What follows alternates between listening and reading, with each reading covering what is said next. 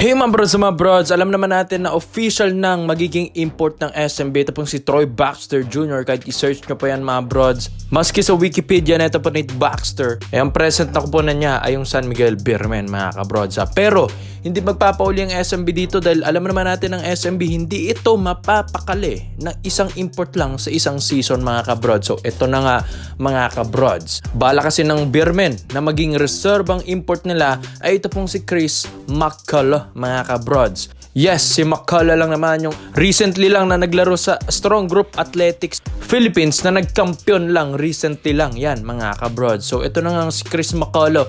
Alam naman natin yung kakayahan nito at dating import na rin ito ng San Miguel Beermen. Ang pinagkaiba lang nila nito po ni Troy Baxter Jr. ay marami mga kabrods. Although ito pong si Baxter, high flyer na shooter pa. Itong si Chris McCullough mga kabrods ay ganoon din. Hindi sila nagkakalayo ng skills. Dunker, high flyer, tapos mga brods height. Parehas lang, 6'9" silang dalawa.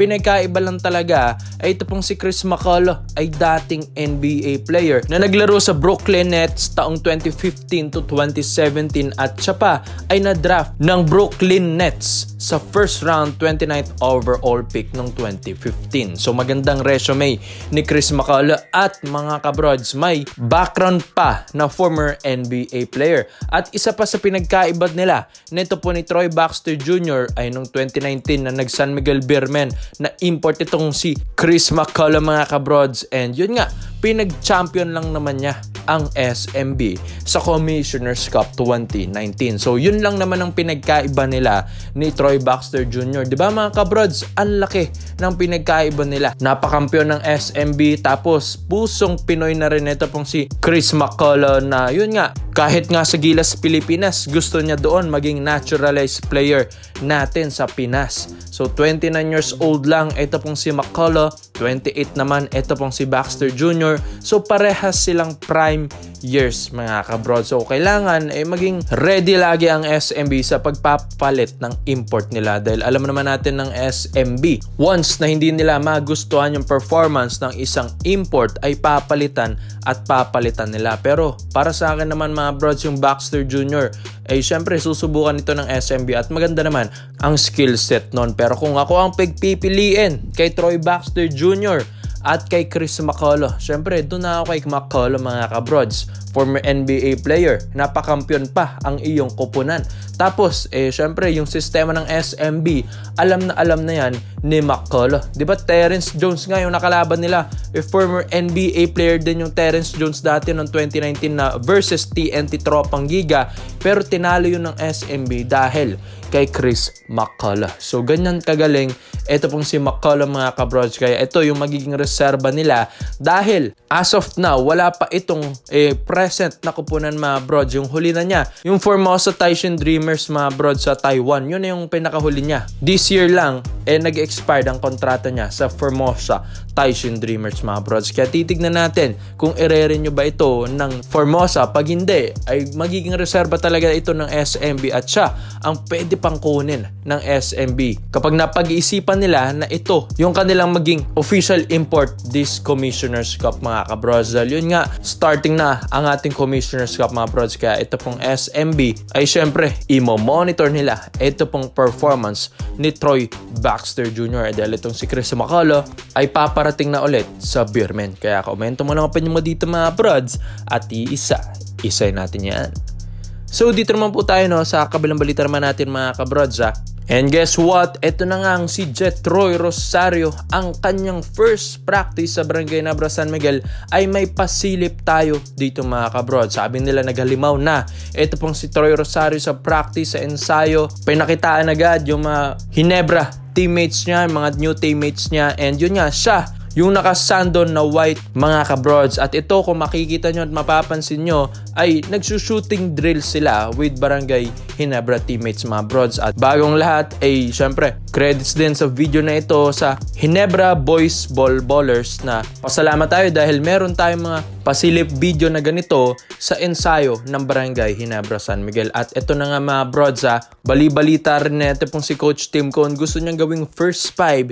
Ito pong si Jetroy Rosario mga brods sa kanilang lineup. Iuno si Scary Thompson, idodo si Stephen Holt, at gagawing 3 si Troy Rosario, 4 siguro si Japet, tapos 5 na si Justin Brownlee or si Japet Aguilar ang pwedeng maging 5 dyan mga kabrods. Ang kulang lang sa lineup ngayon ng Ginebra yung big man. Kaya mga kabrods, ito pong si Isaac Go, bali-balita na yun nga iti-trade din ito ng Ginebra dahil prone na si injury.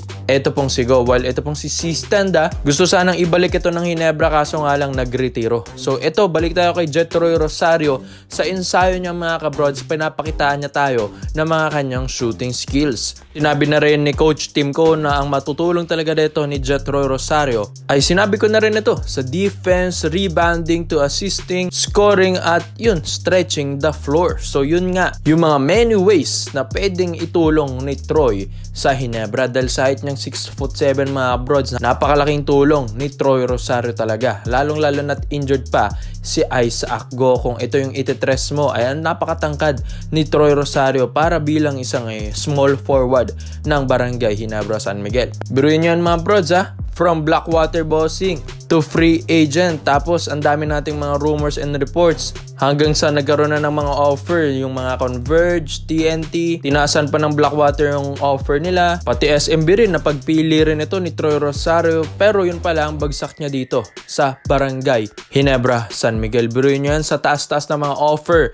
ng mga kupunan na nabanggit natin, pero ang pinili pa rin ni Troy Rosario ang Ginebra. So malinaw na ito pong si Troy ay hindi pera ang habol kundi kampyonato mga kabrods. Kaya dito sa kanyang first practice sa Barangay Ginebra San Miguel, dito na niya naramdaman ang pinakaunang presensya niya sa kanyang practice bilang isang Gene Kings mga kabrods. So kahit sino namang players dito sa PBA, ang isa sa mga dream din talaga nila yung crowd favorite na Barangay Ginebra San Miguel. At isa pa dito, dream talaga ni Troy Rosario yung mapunta ng Barangay Ginebra. Simula bata pa ito, from high school to college mga brods, nung nasa NU pa ito, UAAP, ay talagang nilook forward na niya yung Barangay Ginebra San Miguel. Kaya ito mga brods, yung hiling ni Troy ay nangyari na.